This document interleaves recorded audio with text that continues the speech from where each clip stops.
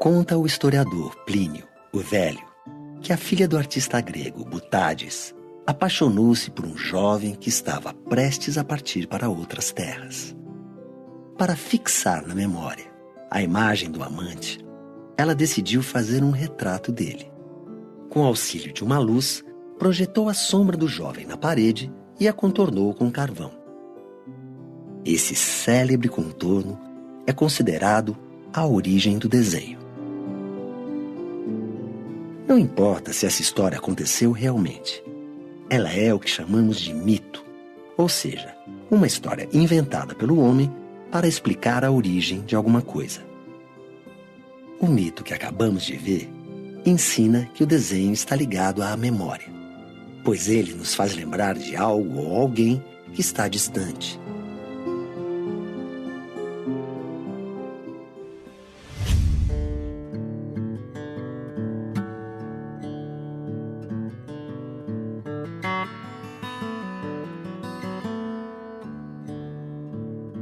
Bom dia, estudantes. Queria agradecer vocês terem vindo. Vocês não sabem exatamente o que a gente vai fazer, né? Porque vocês estão aí com prancheta e lápis na mão. Mas hoje a nossa atividade é uma atividade de desenho. Vamos desenhar, então, um desenho livre. Nossa, eu não sei desenhar nada. Desenhar é difícil, eu acho que é só pra quem tem um dom mesmo. Será que eu consigo fazer? Pra você é muito difícil. O meu traço sai tudo torto. Pode ser que vocês tenham tido alguma dificuldade nesse primeiro desenho, porque as pessoas acham que não sabem desenhar. Todo mundo desenhou até quando era criança, numa determinada idade, mas depois parou de desenhar. É normalmente esse desenho que aparece quando a gente pede para fazer um desenho livre. Então agora a gente vai experimentar um pouco alguns exercícios de desenho. Queria pedir para vocês distribuírem no papel pontos sobre esse papel em branco que vocês estão agora. Sem pensar nem ficar com medo, vocês vão ligar aleatoriamente, do jeito que vier na cabeça, esses pontos aí, produzindo formas abstratas. Quando o ponto é colocado em movimento, a gente tem a linha do desenho. E quando tem outras linhas, a gente cria formas, né? Todo mundo tem assinatura igual? Não. Todo mundo tem a letra igual? Não. Então, isso são formas de desenho também. Então, quando a gente faz esse exercício, a gente está treinando a nossa linha, encontrar qual é a nossa linha. A gente vai desenhar esse coqueiro. É importante que vocês olhem só para o coqueiro, nada mais que está em volta. Esses desenhos têm que ser feitos da seguinte maneira: vocês não podem olhar para a folha de papel em hipótese alguma, é só olhar para o coqueiro. É chamado desenho cego.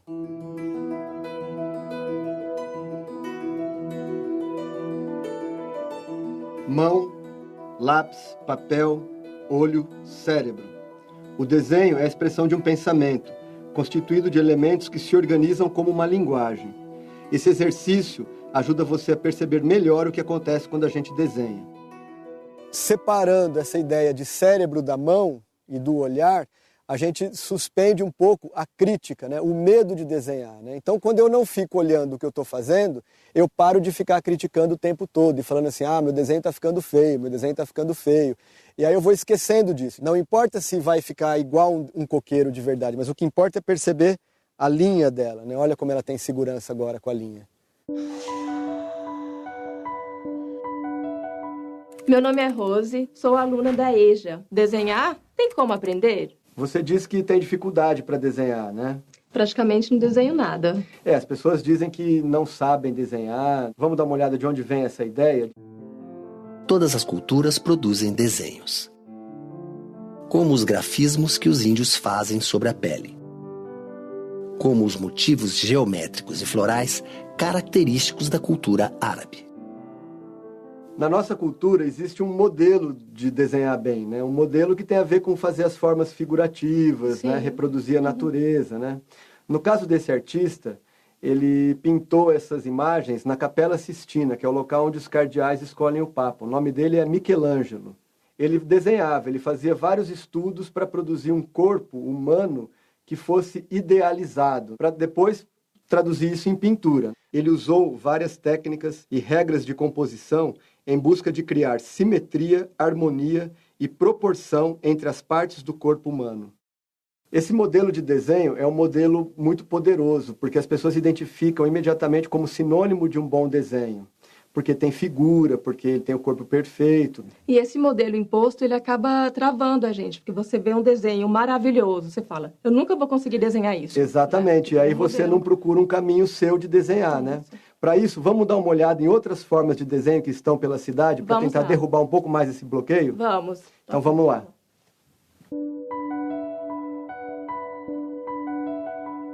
Normalmente a gente pensa que desenho é só lápis sobre papel. Mas aqui não tem lápis e papel. Porque para fazer desenho a gente pode usar várias técnicas, vários materiais e vários suportes.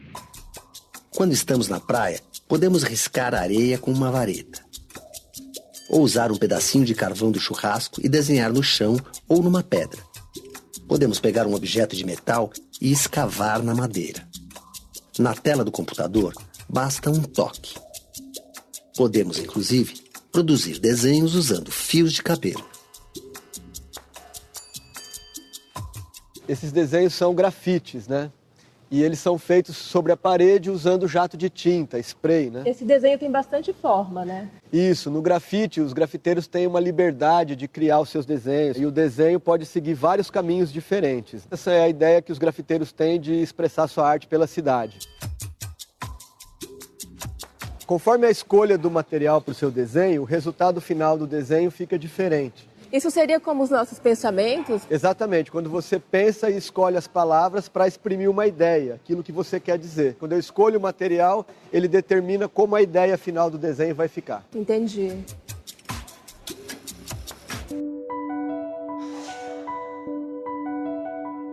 Se a gente for parar para pensar, o tempo todo a gente está produzindo um desenho. Mas como assim um desenho? Fazendo uma metáfora com o movimento, com o nosso deslocamento, quando a gente coloca o nosso corpo em movimento, a gente vai produzindo uma linha. Por exemplo, você, na hora que estava na sua casa, era um ponto. Quando você sai da sua casa, a gente pode criar uma linha imaginária, então você foi gerando uma linha sobre a cidade e construindo um desenho. Legal. Então, se a gente for imaginar o desenho de cada pessoa quando sai de casa, vai formar um desenho bem interessante pela cidade. Exatamente. Né? O conjunto das pessoas gera um grande desenho pela cidade. É verdade. É um desenho invisível que produzimos sem perceber. O homem vem desenhando há séculos sobre a superfície do planeta Terra.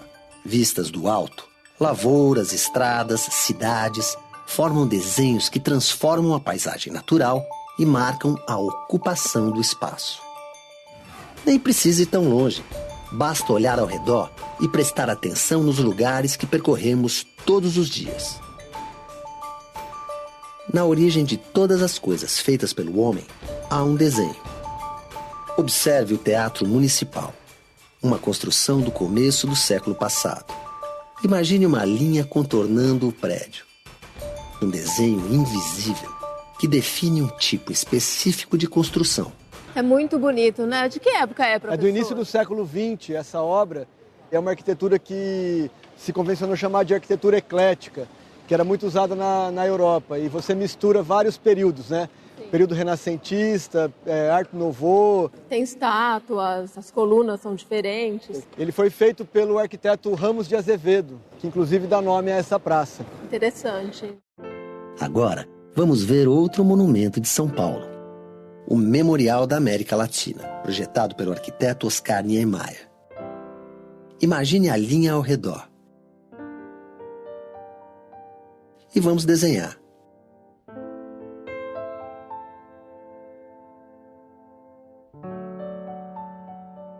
O desenho que está na origem do memorial é um projeto de arquitetura moderna. Já o desenho que está por trás do Teatro Municipal é um projeto que segue um estilo mais antigo, muito apreciado no século XIX.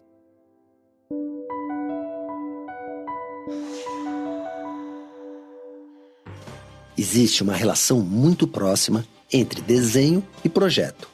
O verbo desenhar vem de designare, que significa o desígnio de Deus. Segundo o dicionário, desígnio é o mesmo que projeto, plano. Portanto, desenho tem a ver com projeto, um ensaio para alguma coisa que não existe, algo que está no pensamento e ainda vai ser realizado.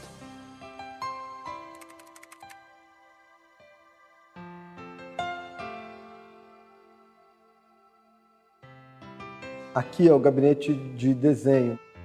Tem um acervo grande de desenho e de várias técnicas e materiais e de artistas que foram importantes, que trabalharam com essa linguagem na arte brasileira.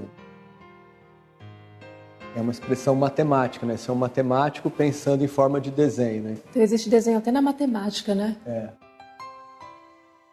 Nessa sala a gente tem poesias visuais, projetos de música. O que está escrito aí? Volve, volve, volve, volve, desenvolve. É assim que se faz história em quadrinhos? Tem uma sequência aqui. Exatamente. Uma história em quadrinhos começa dos estudos dos personagens. Nesse caso aqui ele está estudando o cachorro. Interessante essa parede porque dá para a gente ver justamente isso. Todo o processo de se criar uma história até chegar no produto final. O artista que fez isso é um diretor de cinema chamado Glauber Rocha. Foi muito importante no Brasil. Primeiro ele fez o roteiro, depois o desenho. Exatamente. Depois ele desenha, criando uma simulação do que vai ser filmado, para depois fazer a sequência toda. Desenhos que são feitos antes de você gerar um produto, né? Nesse caso, o produto é o cinema. É o cinema.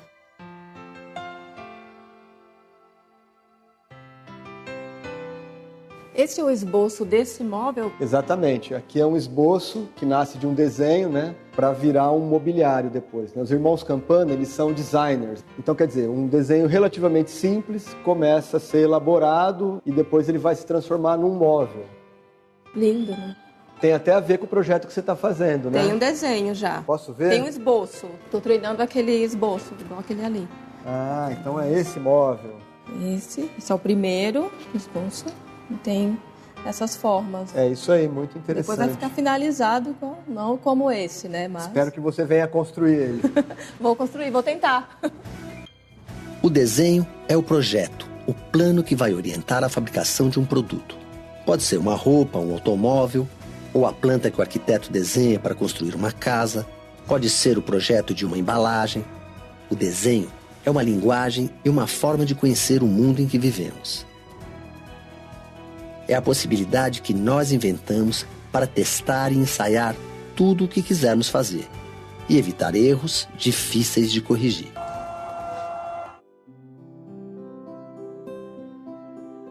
Então, gostou da nossa viagem pelo mundo do desenho? Nossa, eu adorei, professor. Eu fiquei impressionada com a infinidade de formas que tem de desenhar. O que é importante a gente saber é que o desenho é uma expressão que nasce de um pensamento, né? E ele tem uma linguagem. Se a gente praticar o desenho e treinar e tentar se envolver um pouco mais e conhecer um pouco mais, todo mundo é capaz de desenhar. Agora eu já posso pensar assim, que eu sou capaz de desenhar, porque antes não. É isso aí. Agora sim.